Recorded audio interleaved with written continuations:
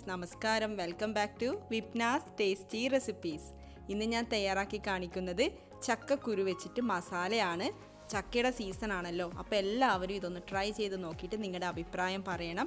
ചോറിൻ്റെ കൂടെ നല്ലൊരു കോമ്പിനേഷനാണിത്. ഇപ്പോൾ സാധാരണ ചക്കക്കുരു വെച്ചിട്ട് തോരൻ തയ്യാറാക്കുന്നതിൽ നിന്നും കുറച്ച് ഡിഫറെൻ്റ് ആയിട്ടാണ് ഇത് തയ്യാറാക്കുന്നത്.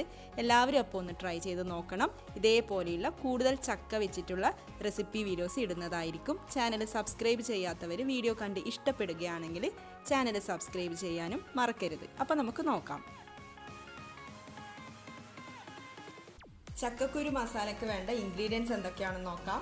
ചുവന്നുള്ളി എടുത്തിട്ടുണ്ട്, 10-12 ചുവന്നുള്ളി ചെറിയ കഷ്ണങ്ങളാക്കിയതാണ്, 2 പച്ചമുളക്, തക്കാളി, ഒരു തക്കാളിയാണ് എടുത്തിട്ടുള്ളത്, ചെറിയ കഷ്ണങ്ങളാക്കിയതാണ്, ഇഞ്ചി വെളുത്തുള്ളി.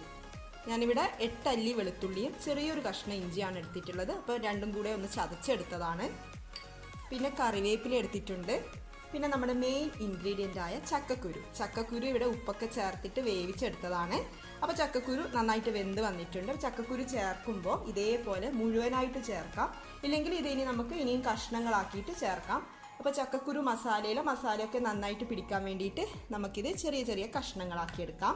അപ്പോൾ ഇത്രയും ഇൻഗ്രീഡിയൻസ് ആണ് വേണ്ടുന്നത്. മുളക് പൊടിയൊന്നും എടുക്കുന്നില്ല, പച്ചമുളകിൻ്റെ എരിവൊക്കെയാണ്. പിന്നെ കുറച്ച് കുരുമുളക് പൊടി കൂടെ ചേർത്ത് കൊടുക്കുന്നുണ്ട്. അപ്പോൾ നമുക്ക് നോക്കിയിട്ട് വരാം എങ്ങനെയാണ് ചക്കക്കുരു മസാല തയ്യാറാക്കുന്നത്. അപ്പോൾ നമുക്കിനി തയ്യാറാക്കി തുടങ്ങാം. ഞാനിവിടെ വെളിച്ചെണ്ണയാണ് എടുത്തിട്ടുള്ളത്. 2 ടേബിൾ സ്പൂൺ വെളിച്ചെണ്ണ ഒഴിച്ച് ചൂടായിട്ട് വരുമ്പോൾ അതിലേക്ക് കടുകും വറ്റൽമുളകും കറിവേപ്പിലും ഇട്ട് കൊടുക്കാം. എന്നിട്ട് കടുകൊന്ന് പൊട്ടിച്ചെടുക്കാം.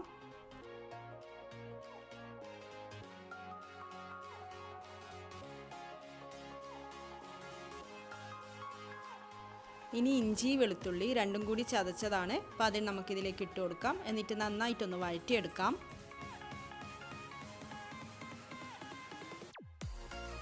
ഇഞ്ചിയും വെളുത്തുള്ളിയും നന്നായിട്ട് വഴന്ന് വന്നാൽ നമുക്ക് നേരത്തെ കട്ട് ചെയ്ത് വെച്ചിരിക്കുന്ന പച്ചമുളകും ചുവന്നുള്ളിയും കൂടി ഇട്ട് കൊടുക്കാം.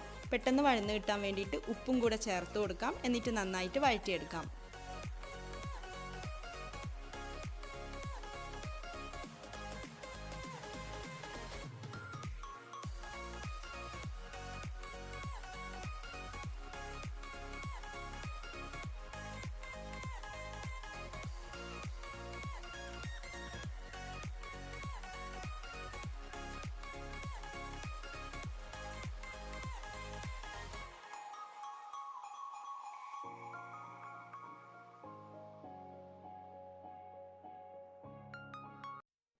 ഉള്ളിയൊക്കെ നന്നായിട്ട് വഴന്ന് വന്നിട്ടുണ്ട്.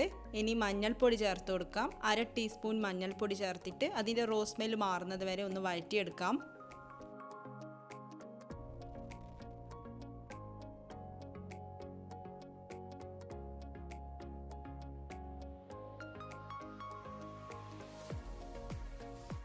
അടുത്തതായിട്ട് 1/2 ടീസ്പൂൺ കുരുമുളക് പൊടി കൂടെ ചേർത്ത് കൊടുക്കാം.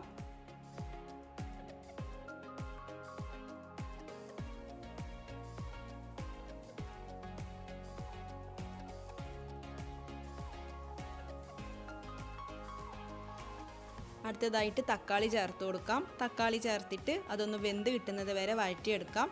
ആവശ്യമെങ്കിൽ 2-3 ടേബിൾ സ്പൂൺ വെള്ളമൊക്കെ ഒഴിച്ചു കൊടുക്കാം.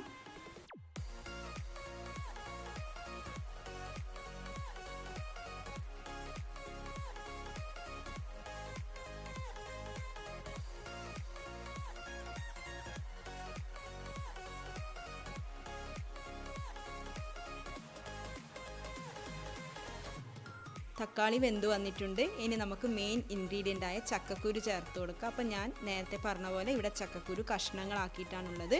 ചക്കക്കുരു കൂടെ ചേർത്തിട്ട് ഈ മസാലയുമായിട്ടൊന്ന് നന്നായിട്ട് ഇളക്കി യോജിപ്പിച്ച് കൊടുക്കാം.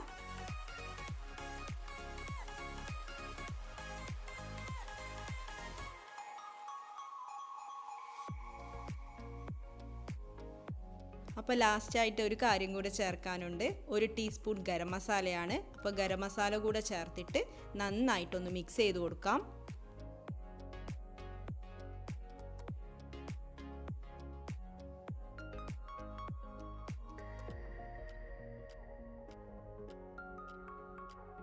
മസാല റെഡി ആയിട്ടുണ്ട്. അപ്പം ഞാനൊന്ന് ടേസ്റ്റ് ചെയ്ത് നോക്കട്ടെ.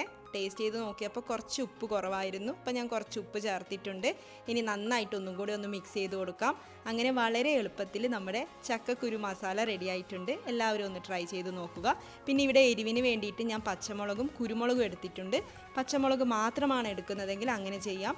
ഇനി പച്ചമുളക് ഒഴിവാക്കിയിട്ട് കുരുമുളക് മാത്രമാണെങ്കിൽ അങ്ങനെയും ചെയ്യാം. നിങ്ങളുടെ ഇഷ്ടം പോലെ എടുക്കാം. എരിവൊക്കെ നിങ്ങളുടെ ഇഷ്ടം പോലെ ചേർക്കാം. ഇതേപോലെയുള്ള എളുപ്പത്തിൽ തയ്യാറാക്കാൻ പറ്റുന്ന റെസിപ്പീസുമായിട്ട് വീണ്ടും കാണാം. താങ്ക്